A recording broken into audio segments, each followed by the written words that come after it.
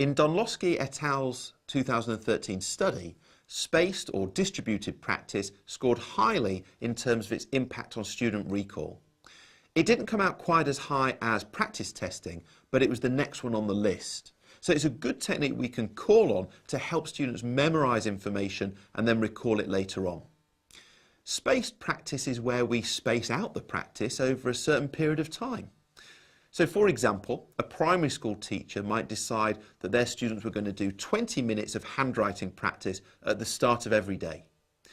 So rather than saying, right, let's do 3 hours of handwriting practice, which of course I appreciate is unrealistic anyway, they say, okay, let's space it out. We'll come back to it day after day. And that is a good process for embedding learning over the long term.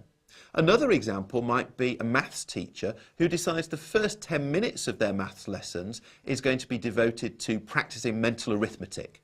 So again, they're making use of the benefits of spaced practice by saying, we'll return to that type of practice over and over again, but for short periods on each occasion. You can also encourage students to use spaced practice at home as part of a revision schedule. Here's an example of what a spaced practice revision schedule might look like. Day 1, use flashcards to revise genetics.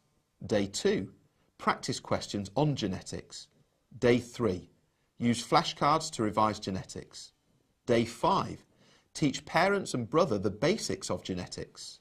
Day 7, practice questions on genetics. Day 8, use flashcards to revise genetics. Day 10, create additional set of flashcards using practice questions. Day 12, revise both sets of flashcards. We see in the example how the student's practice is distributed over a period of time, and that includes some practice testing. And it's important to remember that practice testing can be a part of any schedule of spaced practice. They're not mutually exclusive. Let students know this so that they understand that the two can be combined together for a really effective revision schedule. Golden nugget. Spaced practice is similar to practice testing, but the big difference is that the practice is distributed over a set period of time.